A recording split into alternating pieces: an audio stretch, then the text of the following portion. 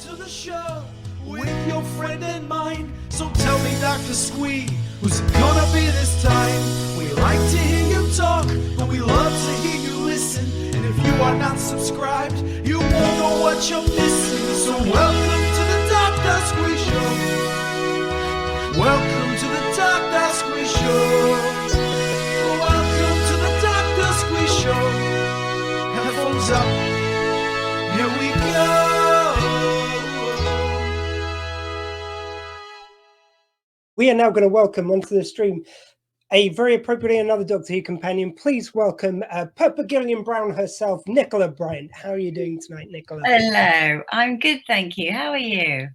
Not too bad. I'm only 3 hours in, so this is the easy yards. Ah, yes, okay. And who's this lovely chap or lady behind you? Okay, if I can lean the right way, that is Willow. And somewhere at my feet, we've got Dottie as well, who's my Labrador. Oh, I did see you're a dog lover. Tell us about your dog. I've got two dogs, Harvey and Marnie. They're currently on a walk, which is why you may not hear them. Because otherwise they scratch at the door. Or sometimes I did, interviews with them. Well, during the last lot, Willow decided, I think it was Willow, I think it was Dottie, who started snoring behind me, which is just winding me up that I'm not going to get any sleep tonight. They're just rubbing it in now. Oh, yes, they can do that. I did, during the first lockdown, I did a little show with James Kerwin, and every show, Marnie was just sleeping in the background. Couldn't leave Harvey because he just, he's way more active somehow. But Marnie will just sleep in my presence, which is quite sweet. But she literally slept through all the shows. But that was great, far better than being interrupted when we were interviewing other guests and stuff. But yeah, it's lovely to have them around when you can. Well, I did want to start off. The thing which always amazes me, like you saw the wonderful Louise Jameson there, all your Doctor Who companions, you just don't seem to age like the rest of us. What's the secret, please? Well, I think we do age, but certainly at a slow rate. We all feel like that. But I think it's a youthful attitude to life, and I think that's something that a lot of actors have, because we are less attached to how many years are there, what our age is and our birthday, and more attached to a character we're playing. So we may be much older and much less able-bodied playing one character, and yet much younger and actually probably even fitter than we are. And so we find ourselves having to be, fitter. But I think it's because also it's a tough job and you need to be fit. You need to eat right and get your sleep and take care of yourself so that you're ready to devote that amount of energy and hours to your job. Yep, that's certainly true. Perhaps, or maybe it's the magic of the TARDIS. I think at one time you said also the cheekbones help. I think those definitely help because everything's hanging on or off them. I did want to take you right back. So when you first began, your kind of first interest was dancing at the age of 3. Is this correct? I think sort of music and dance, because dancing was, I wanted to be a ballerina, definitely. But I started sort of piano and dance at about the same age.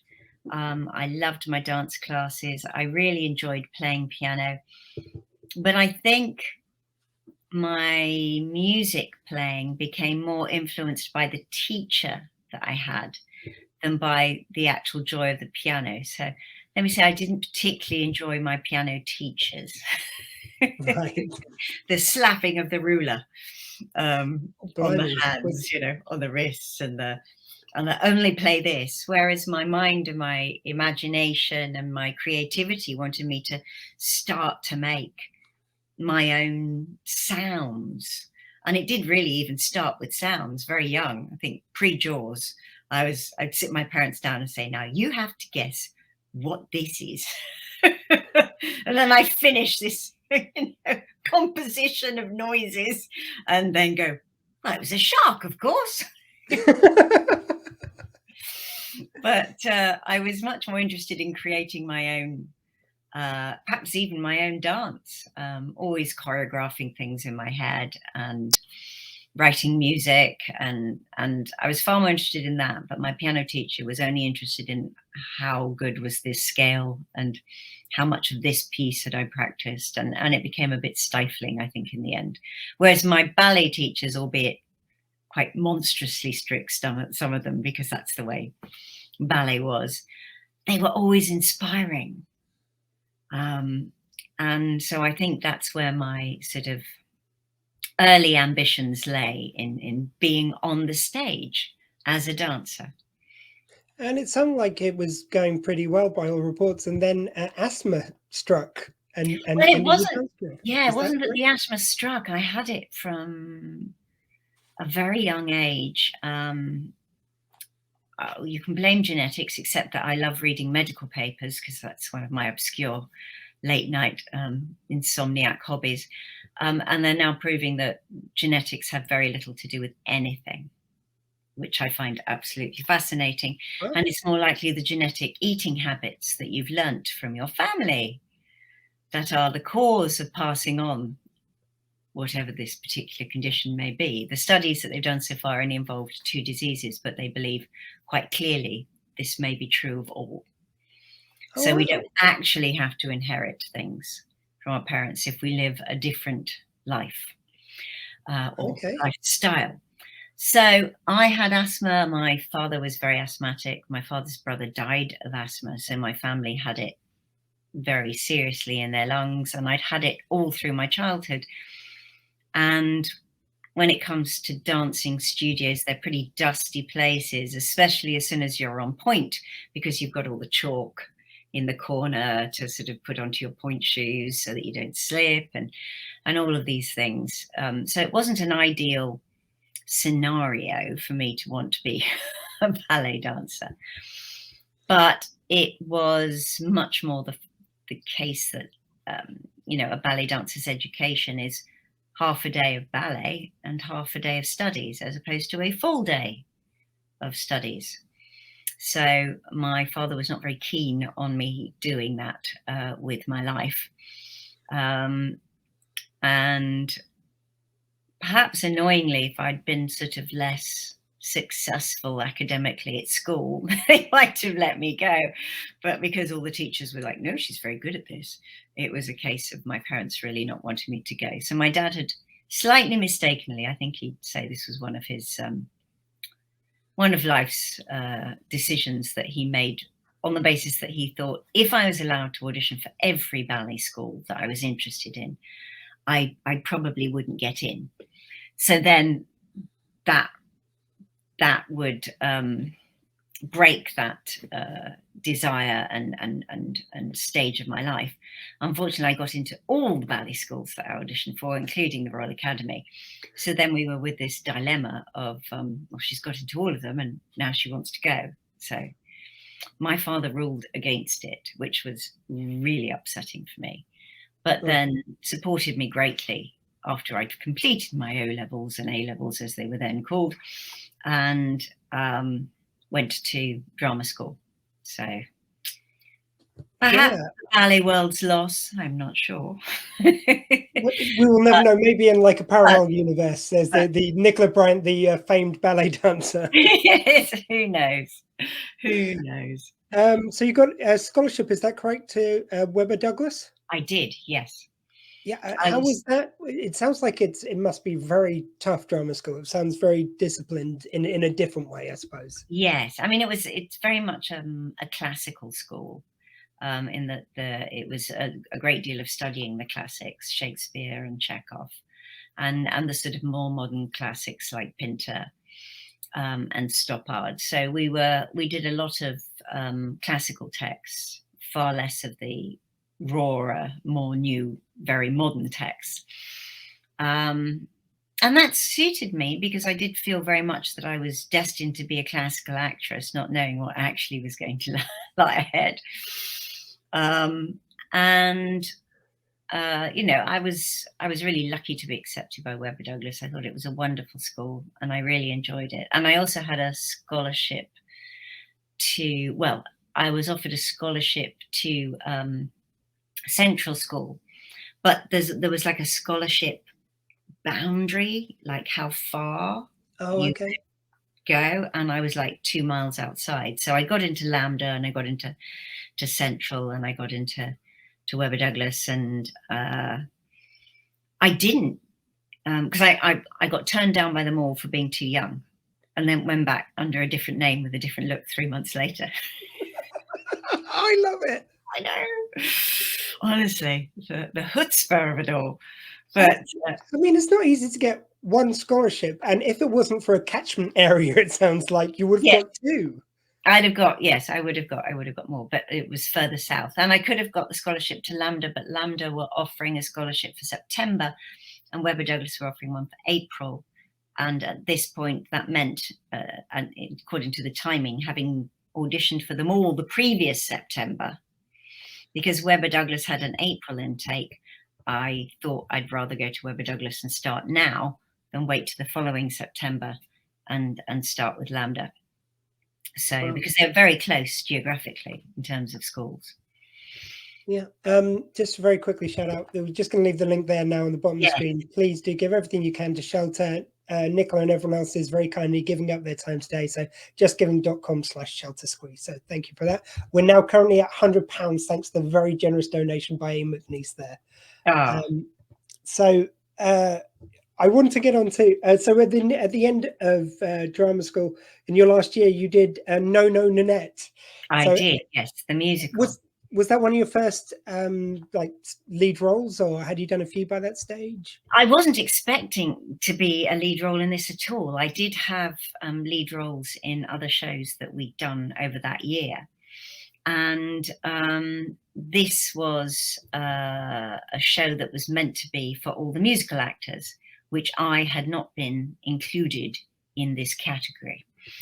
I was considered to be the straight actors. And it's just that they decided also, as part of experience, to give us an outside director instead of an in-house, one of the teachers directing everything. And so there would be a proper audition process, which was, good for us to go through, because hopefully in the future we'd be having auditions. And of course, what happened was the director who came in to audition us all decided that he was going to ignore their recommendations of these are the ones with the singing tutorials. And he wanted to audition people fresh and just have his own opinion on it. And he was clear that without a doubt, I was the right person for the role. And they were like, oh, but she's never had a singing tutorial. Which was really mean, because they gave the singing tutorials to those who were brilliant voices, who were destined to be in West End musicals.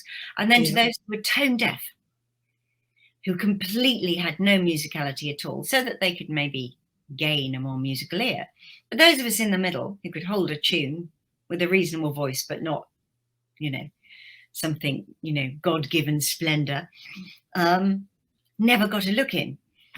So surprisingly, there were two of us that hadn't had singing tutorials that both got the lead roles in the show, because, I don't know, the better actors, the closer to the actual character, and the director decided that was more important.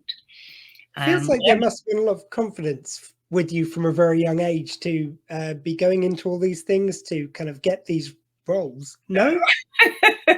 Well, you must have bluffed it very well. I think there was a false confidence, certainly in the auditions for No No Nanette, and for my first auditions for Doctor Who, in the fact that I thought, I'm not going to get this, so I'm just going to have fun and show them what I can do. So when you're in that sort of relaxed state, I think that helps you. Whereas if you're really tense and you're like, I really want this, I really need this, I want this part, then I think you are less likely to give your best performance. And with the auditions for drama schools, I was less worried about those, because they were pieces. It was just 2 minutes, 3 minutes, this piece and that piece, and a chat. And I know I interview well, which is why I absolutely hate the state of affairs that we are in now, where casting directors and people just want you to tape yourself on a phone and send it in. I have to say some of my best roles came from not auditioning, from just talking with the director. When I met the late, great Brian Forbes, I kept waiting for him to ask me to read the script. And no, there was 3 meetings in which we talked. And eventually, once I got the part, I said to him, well, why didn't we read for the parts? He said, well, I get a really good feel for the person, and I know whether or not they're going to be right for the part. And he said, some of my dearest friends, referring firstly to Sir Ralph Richardson, cannot do a reading in an audition. Just can't do it. So why would you stop hiring an actor of that caliber because they don't audition well? They come to their fore through 3 weeks of rehearsal. So I thought that was really interesting and incredibly intuitive. He cast so well. All of us, the younger actors, were so right in our parts. We looked right, we sounded right, everything. It was a very cohesive cast. So there is more to it than what you can do in front of your iPhone. Yes, and it does seem I've heard some actors saying that it's moved more towards the model of recording and sending it in an audition, especially since lockdown, and because they're forced to work like that, a lot of them haven't gone back from that approach. I know. I've got a lot of friends who refuse to do it. They're older and they're like, no, look, for me, it's like, I'm not a lighting cameraman. I've got friends whose husbands are in the industry and they're cameramen and they're getting all the work. And that just seems, it seems a little odd that we're now more concerned about, oh, how does that person look? And I'm sitting here in my recording studio, so it's not the best lighting, but it's the better screen and everything like that. But when I'm trying to record on an iPhone, you've got a dark day outside. Am I supposed to have studio lighting? Yeah. Am I supposed to have all of this now? It becomes very difficult. And then you're more focused on how you look than when you're auditioning for someone. You're not thinking about how you look because you're there now. You're actually focusing on the part. Because when you film, you're not focusing on your look. That's somebody else's job. That's the makeup department, that's costumes department, that's the lighting cameraman, that's everybody else's job. I know I look right before I start the part, and then I forget about my looks, because otherwise you have a very self-conscious performance, and you're just focusing on your role. But just getting sidetracked there as to no, please, this is great stuff. But I did want to move on to just a couple other jobs before we go into Doctor Who. Because I absolutely love Blackadder. Must have been so much fun to even have a small part in Blackadder's Christmas Carol.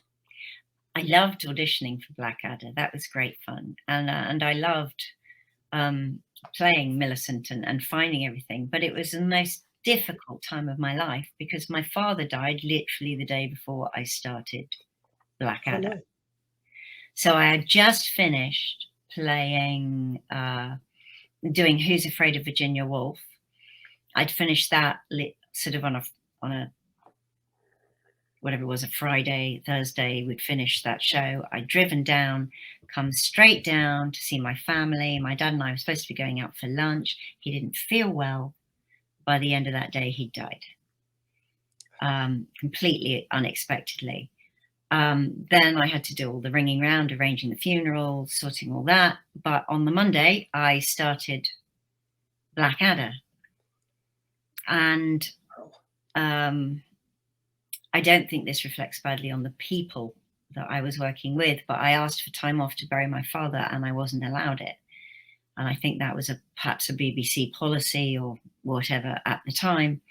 So everyone had to wait to bury my dad, until I'd finished doing Blackadder. So when I was actually filming it, I was feeling that final stress of this is the last day before now I get to go and bury my dad tomorrow. And I was still making a lot of the arrangements and sorting things. And that was tricky. So the idea that it was so much fun which of course is Obviously not. understandable that everyone would think that. I wasn't quite in a fun place. In some respects, it was great to focus on the job. And in other respects, then sitting in the rehearsal room when it wasn't my scenes, of which there were many that weren't my scenes, that was quite hard to just sit there and not be, at home. Yeah, and I can't imagine the mental gymnastics of dealing with that. And then you've got a part which is a very high-pitched, very kind of, it's a very comical part and a comical... Very comical part, exactly. And it was Ben Elton who had the idea that she should have this horrendous laugh, a very mannered woman with, just dreadful sounds. Quite a dreadful voice, really, but even more dreadful laugh. And then trying to find that voice, that laugh, was in some respects a lot of fun. I enjoy, characterization. I am, as I've always said, bizarrely, a character actor trapped inside a leading lady's body. So I would love to have had a career as a character actor, but I don't look like a character actor, so you're leading lady material. And so in a way, that was so much fun for me to play that role, because it was definitely a character part. Yeah, and it just shows you the grass is always greener. Whatever you're born to be able to play, you'll always want to play the other bit. Very much so. I think that can be the case. I think there are people who aren't, who are leading ladies and men who are not character actors. A great many who are, just destined to play those lead roles, but not. Whereas I'm looking forward to my old age because I'm thinking more and more character roles. Yeah, because I mean, it was a couple of shows ago. I was just talking to Ian McNeice there, and I mean, I can't think of many character actors who have been in as many different TV shows as him. But I suppose it's that against doing the deeper dive into a character as a leading part.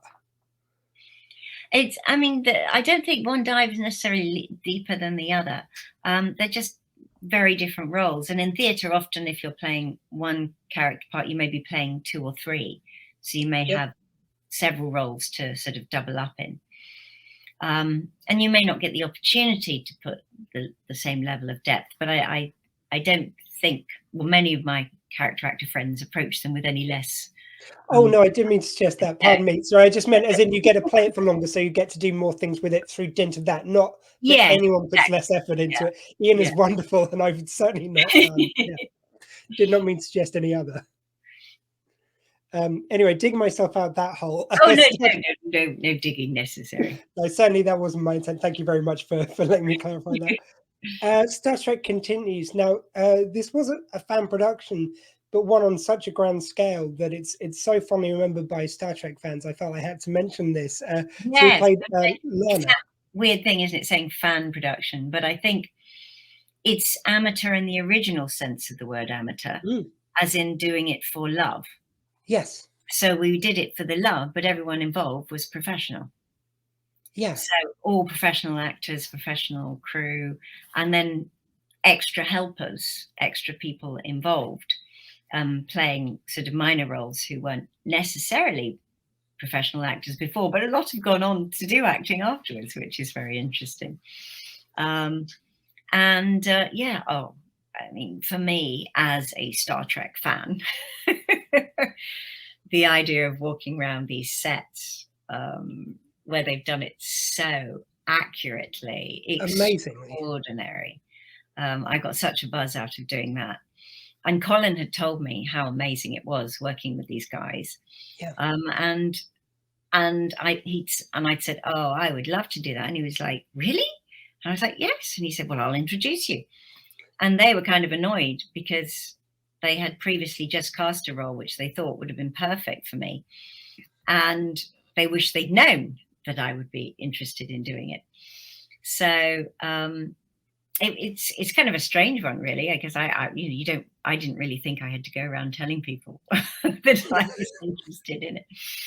But then they said they'd get back to me, and then of course I got, I think, the best female role of the whole of Star Trek Continues for the last 2 episodes. So playing Lana, such a beautifully written script, and you know, tying in so many of the loose ends left in the original series.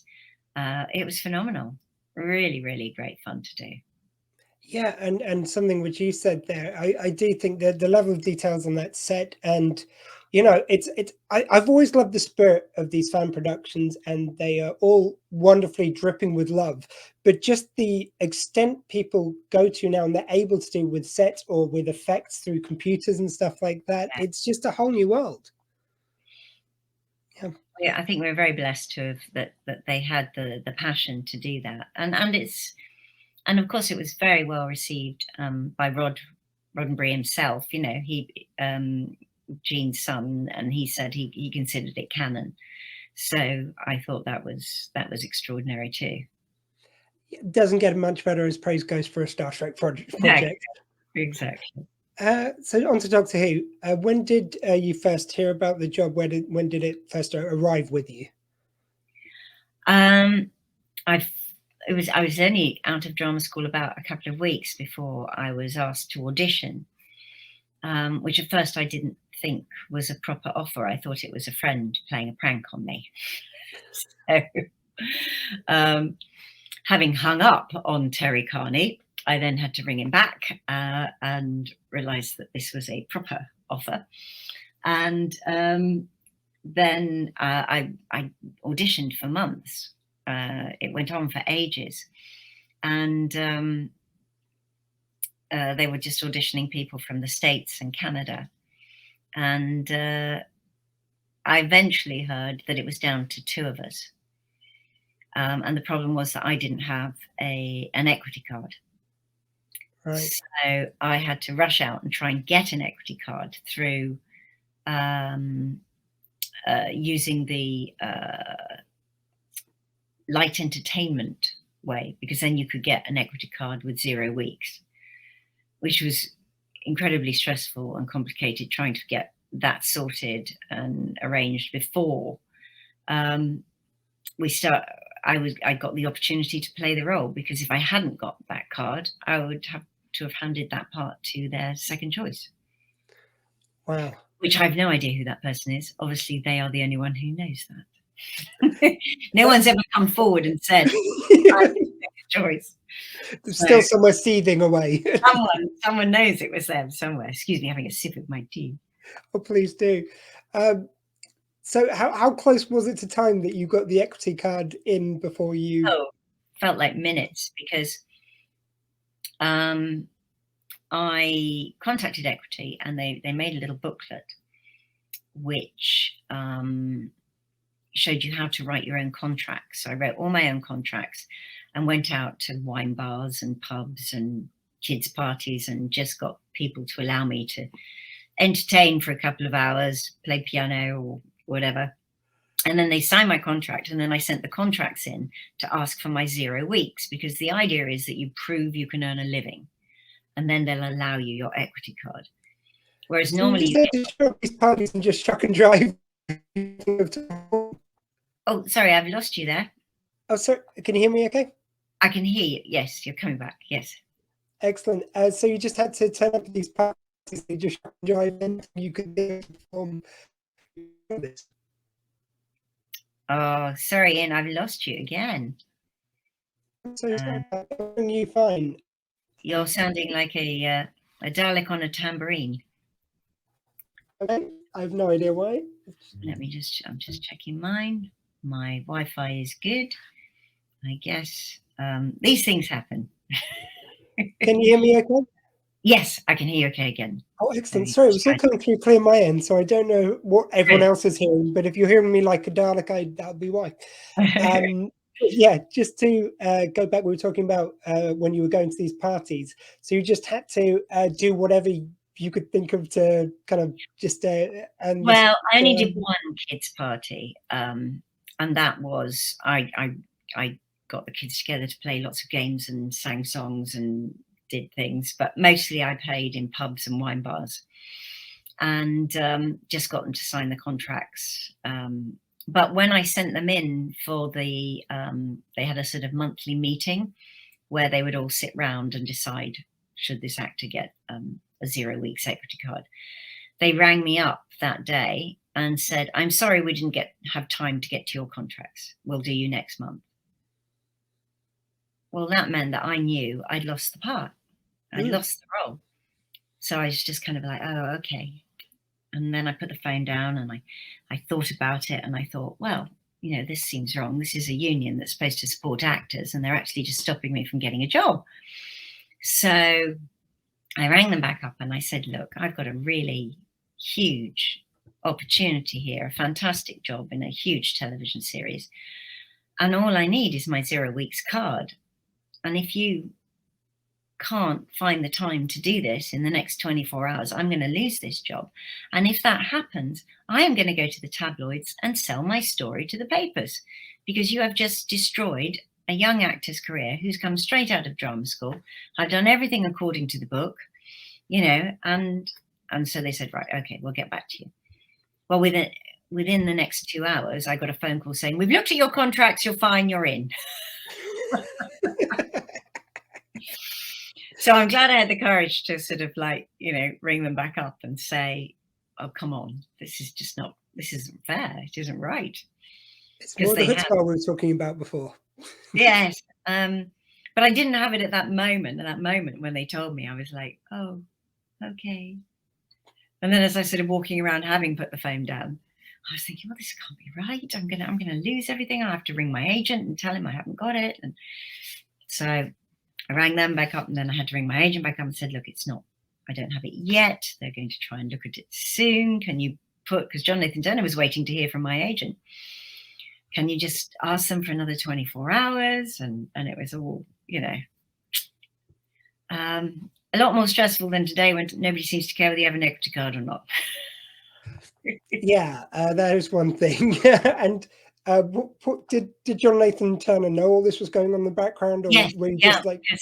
he couldn't hire me, you know, legally. He could not hire me for the job unless I had an equity card, and the BBC did not have any equity cards given to them by equity to be able to allow me to work. It's like I wasn't allowed to have this as my first job, which also seemed a little bit crazy. Yeah, they were very precious with them. I understand not just handing them out willy-nilly, but that's what happens now. And I think there should have been a line between the two of those. Yes. You said there was the Canadians and Americans going up for the part. How was it kind of getting the American accent down? Well, it wasn't an issue for me because I'd spent sort of like the last so many years of my life just listening to Americans, because my roommate in school was American from New York, and my husband was American. So I listened to this sound all the time, and I have a musical ear. So doing accents has never been a really big issue. The issue was pretending to be American all the time. So I was constantly softening that. And John, it had already been agreed really that she was dual nationality. But as I was saying I was, the weird thing was that they never really put that in the script. That's what was really strange. And I was always kept waiting for a story where that would be revealed, that my dad was British and my mum was American. But it just never really came into the stories. But I wasn't concerned about it. I was more concerned about questions that people asked, like what school, and things like that. Where did you go to school? Yes. John Nathan Turner did talk a bit about later the fact that he wanted you on because he wanted to add some sex appeal to the show and purposely put you in low cut tops and all this kind of thing. Was that something you thought about at the time, or how do you look back on that now, given the kind of progress we made, I guess, over the last so many decades? Well, you say progress, but then... Well, some. I'm not saying there isn't a lot more work to do. People don't wear sexy clothing. It just depends on the part. And he never said anything about that to me at all. So I didn't know that's what was ahead of me. And I don't think he would have thought of leotards and shorts had it not been that that's how I ended up during the launch. Because all of my auditions, he'd seen me in baggy sweatshirts and jeans and a loose fitting dress. I'd never worn anything shapely for the auditions. I'm not sure even if when he said that what he was saying in that press release or whatever, this conversation that he had later on, was in fact true, or whether it was an afterthought. I don't know. Allegedly, I haven't read the original source material, but according to IMDb, according to Wikipedia, it was taken from a book which he later wrote about companions and monsters or something like that was called. Yeah. So, I mean, who knows? He might have said that. I don't really know. He never discussed it with me. He never said, right, I'm going to be dressing you in very short, sexy, skimpy things. We never had that conversation. And I just wore what I was given, you know, just do as you're told. Fair play. And your first Doctor, of course, was Peter Davidson. How were those early adventures working with Peter? And kind of, I feel it must be always quite daunting going into a pre-established show. It's near the end of the Doctor's reign, so you're going into an established Doctor. Well, I didn't know that. I didn't know that at the time. Well, I didn't know that it was going to be the end. And I mean, someone who's got all the diaries will tell me whether I knew before or after. I just remember where I heard it, and that was I was in my sitting room of my little flat, and I heard the news on 6 o'clock news. So I wasn't actually told that Peter Davison was leaving. So I'm not sure I knew that when I actually started, because it was a couple of months before Colin arrived. So I'd done at least what had I done? I'd just done Planet of Fire, hadn't I? And then Caves of Androzani. So I'd done, that was like about 8 weeks. So I'm sure John Nathan Turner knew, but I didn't know. So it was strange to feel like you're just starting with a Doctor and then another Doctor's coming along, so you're going to have to start again. But everything felt new. So in a weird way, it wasn't like at the end of 8 weeks I thought, oh, I'm the old hand, I've been here forever. I still felt like the newbie. Whether or not I'd been working with Peter or whether I was working with Colin, I was still the new kid on the block. So I think it wasn't as hard as many people think. Oh, it must have been really difficult. Whereas for me, it was like, well, I'm still new. I'm still finding my way. I'm still, this is only my 3rd story. And now I'm working with Colin. So I didn't feel like I was this suddenly very accomplished actor who'd been in Doctor Who for many years and done lots of other things. I still felt I was still learning the job. And working with Peter, first of all, what was that kind of dynamic between you and him like on set and during those 2 adventures? Well, it's very much a case of the director, Fiona, had said to me, oh, watch Peter, there's a lot you can learn from Peter. So I was very much feeling like I was in that student role, very much sort of,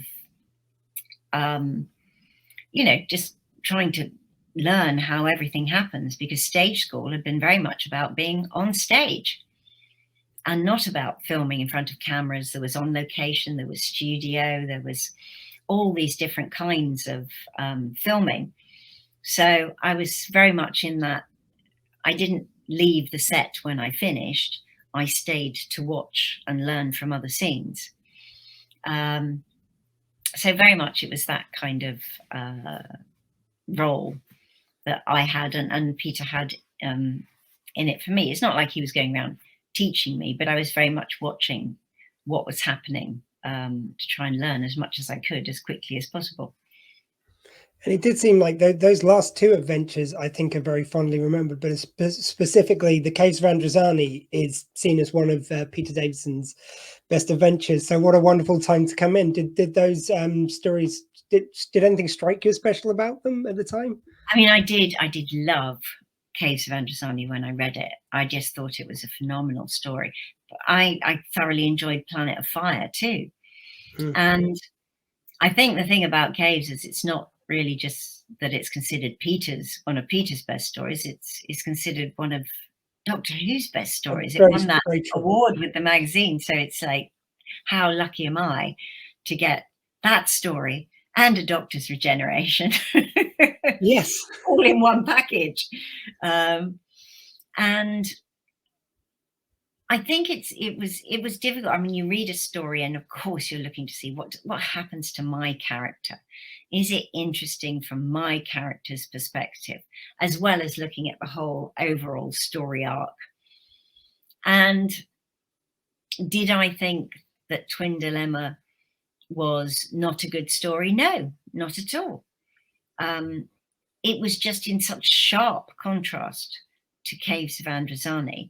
Yes. And tagged on the end of that year. I think it would have been so much better if we'd finished the year on Caves and then started Colin's year, because it was such a different, I think, incredible journey that the Sixth Doctor was going to go through, all this trauma, that for the audience to see this strange Doctor, very different, very brave storyline, much more modern, way ahead of its time, really.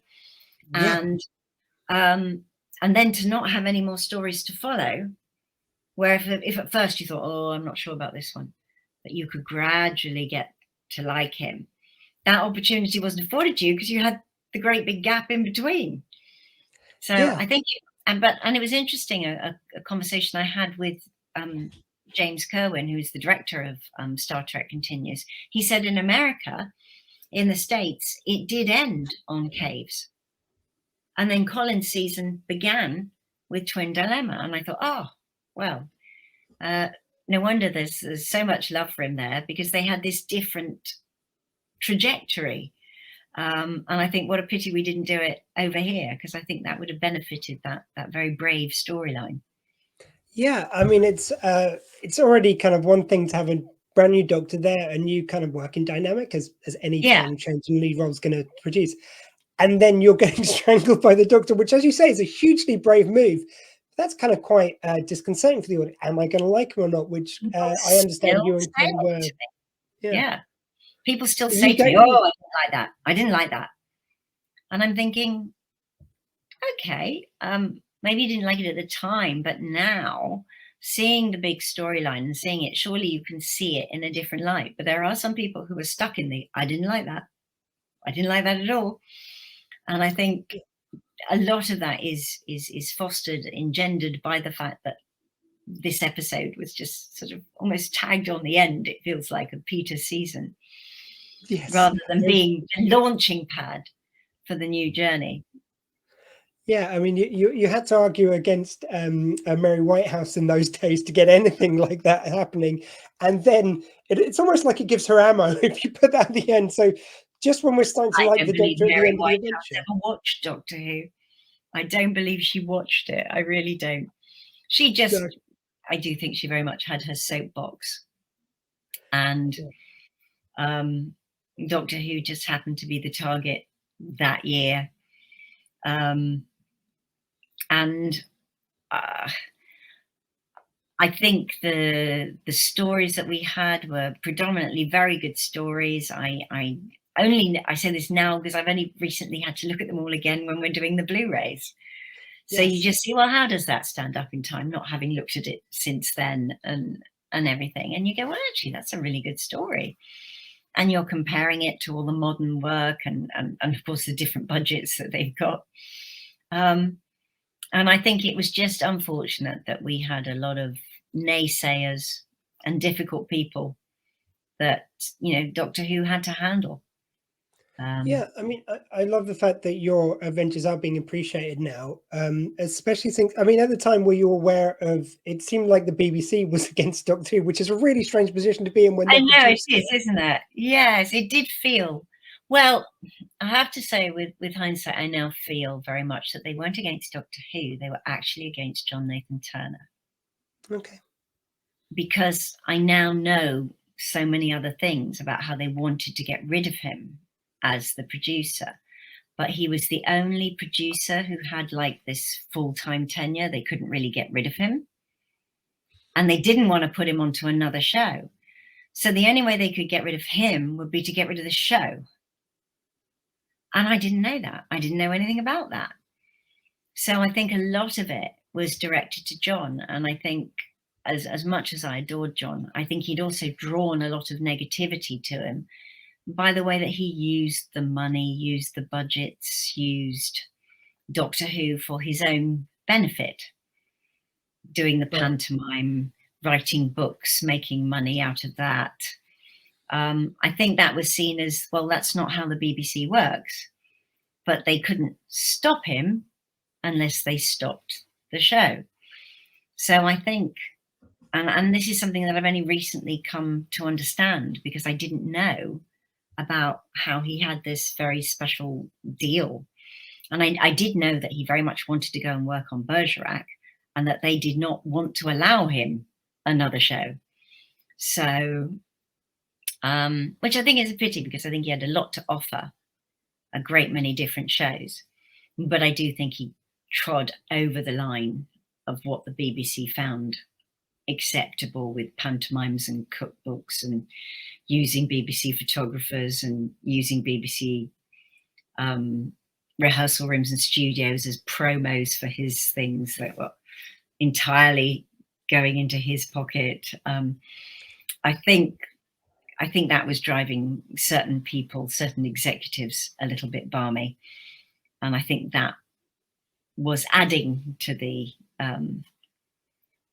fact that it did feel like the BBC weren't protecting Doctor Who. Yeah, it's interesting to note that. It's thank you very much for sharing that. I hadn't heard that before. No, and I only learnt it very recently in a conversation with someone who knows a great deal more than I do. Yeah, and you did get to the point where Doctor Who was, for the first time, I believe, cancelled, and they'd start production on the next series. Yes, When did you first learn about this? They paid the writers. I'd signed my contract. Financially, it made no sense at all. So I thought, well, it's not a financial consideration, what we're doing and how all this is working. So I just thought, this is really, it was a strange one. We had the stories, we had locations, we had people working. So then they had to continue paying all those people, but just not make it. So it was it was the hiatus, as it gets called. It was partially pulling the plug. If you'd wanted to pull the plug, you would have pulled the plug before everyone had been signed up again. I mean, it was the most inept pulling of the plug you can imagine. Do you think there was any game playing to that to make it look ramshackle, or did you just think it was just a very balmy decision? Well, because John didn't know that they were going to do that, so that's the BBC executives just being incredibly wasteful of BBC money. It would have been better to have said, right, make this series, and then we're going to take a break afterwards, because the money had already been spent. Whereas they had to then pay me a retainer, and I had to get their permission to do any other work. And then if I did the other work, then they'd stop paying me the retainer. And it was just a weird situation, but all the writers had to be paid fully. Everyone who'd been hired to work. So all the actors had already been, arranged for the first story. Everybody had to be paid. So an incredible waste. Locations have been found, hotels have been booked, things have been sorted, because you obviously have to book those well in advance. You can't just say, do you happen to have 22 spare rooms next month? So money just thrown away. And am I right in thinking this is where your and Colin's illustrious pop career started with Doctor in Distress? Was this at this stage? Well, it's sort of, I don't know if it's why we started. I mean, it was everybody getting together and wanting to do this thing saying you can't cancel Doctor Who, and who am I to argue with that statement? Not at all. But singing on that, okay. It was the Live Aid of Doctor Who. My life. Reminded of some people who were on there. So it was you and Colin, and it was sort of like the stars of the day, wasn't it? Oh my goodness, I'm not going to be able to name anyone, but Justin Hayward, who I think I had such a crush on anyway. I was just thinking, oh my goodness. And I was so nervous by the time I got to sing my bit. I think I sang quite flat and terrified because I didn't want to be singing in front of all these people. I was quite happy to sing very loudly. I've done, you know, solo soprano performances in Guildford Cathedral as a teenager. And so I didn't lose my confidence as a singer until I went to drama school, because they were like, you're not a singer. It's like, oh, okay, I'm not then. So then I'd lost my confidence as a singer.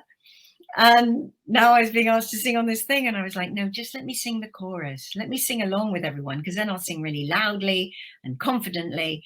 But if you make me sing a line, I'm going to get really nervous. So that was not one of my best singing moments, I don't think. But there we go. Certainly a source of humour for the rest of my life. Just for time constraints, we're going to have to move towards the end of your time on Doctor Who. So, Trial of the Time Lord. It was such an epic undertaking. What was that like to film that whole series, which was one story with 3 stories within? I'm sorry, I missed the beginning of that. I just missed Trial of the Time Lord, and Trial of the Time, yes. Very inventive series. Like, what was it like shooting on that one? Well, it was the same as shooting the others, I suppose, except that Colin and I very much had decided, even if they wrote that we were at loggerheads with each other, we were playing against every line. We were linking arms. We were talking gently. We wanted there to be a sense of time passing, so that the relationship was not the same as we had left it, which I think we achieved. Yes. And I think for me, it just felt different because I knew I would be leaving at the end of that, my stint. And I was so bereft when I finished, because this was in many respects my family. I'd spent, 3 years of my life with these people. And I couldn't watch the show afterwards. Lots of people would say to me, oh, have you seen Bonnie? And I said, I'm sure she's wonderful. I can't watch. It's too painful. I didn't want to watch somebody else enjoying having fun with my doctor. It was like the breakup of a relationship. So it was strange. Our last week we were down in Brighton, and I think the weather was pretty much on our side. And my last day's filming was outside, not in the studio. And then instead of going back to the location hotel, I got in my car and drove home up the road to London. And it just felt really weird. I just thought I should be going back with them. Because obviously we don't film in order. So the finale of Perry had already been filmed in the studio. This was now my last filming. So this was on Brighton Beach. And also, it seems to add to the surrealness that your last adventure that was shown certainly was you working with Brian Blessed, which always has to be a surreal experience for anyone. Absolutely. I mean, a larger than life personality in every sense. And then to discover that actually I'd been married off to him. Yes, which wasn't originally meant to be in that. Very happily married, but to Ioannis. So yes, I mean, that was an odd one. And you originally meant to be killed off, but they tacked on the happy ending, I believe. They did. There'd been a lot of, by the time the show went out, well, the day that Perry's demise was revealed,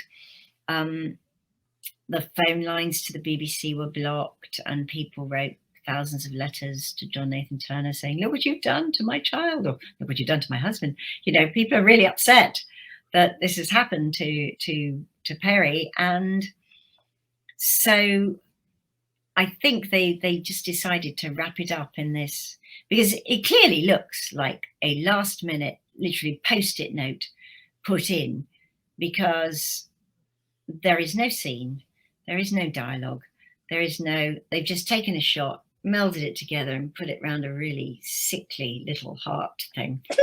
And I didn't see that for years. I think I was doing my first DVD commentary, or perhaps would that have been even the videos, the first video box set release, and we were doing commentaries, and they said, "Did you see what happened?" And I was like, "No, I've never seen it." And they went, "Oh, you've got to." So they got it up on their computers and they showed me, and I went, "Oh, that's horrible." I'd rather they'd called us all back and we'd done some terrible wedding scene, but it was, which of course would have cost money. And so, you know why we did it. And it was just thrown in and took 10 seconds and all of that. But I preferred my more dramatic ending. I thought it worked very nicely. Sorry. I was just going to say it worked nicely for Big Finish to be able to then pick up from there. Yes, exactly what I was going to say. As a result, it has meant that I've had all these wonderful adventures and journeys to explain everything through Big Finish.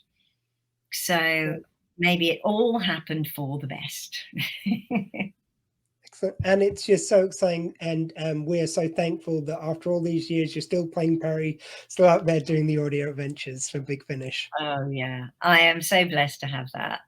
I mean, I thoroughly enjoy all my time at Big Finish, playing Perry in all the different guises that she's appeared now. And the opportunity to see, you know, Colin, or not that I worked with Peter for a long time, but, you know, to see them again and be with my friends and colleagues. It's just a wonderful thing. Really, really, Big Finish is a blessing. And wonderful lunches, I always hear. Yes, but not since we've had COVID. It's not been the same because we haven't gone back to the same studios where the lovely Toby would have cooked all of our food. So we've been at other studios with sandwiches. Not quite the same.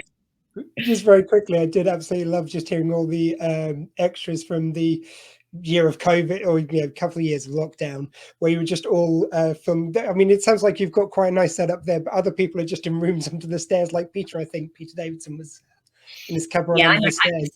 I've got a big study, and I just put my studio into here. Though I was one of the first to go back into the studios because I just prefer to be engaged. I prefer the people contact, even if that does mean the driving and all of that. So, you know, I'm happy to do things, books and stuff at home, but it is lovely when you're doing a drama to actually be able to see people and relate to them. And as well as the catch up during the lunch hours and the coffee breaks.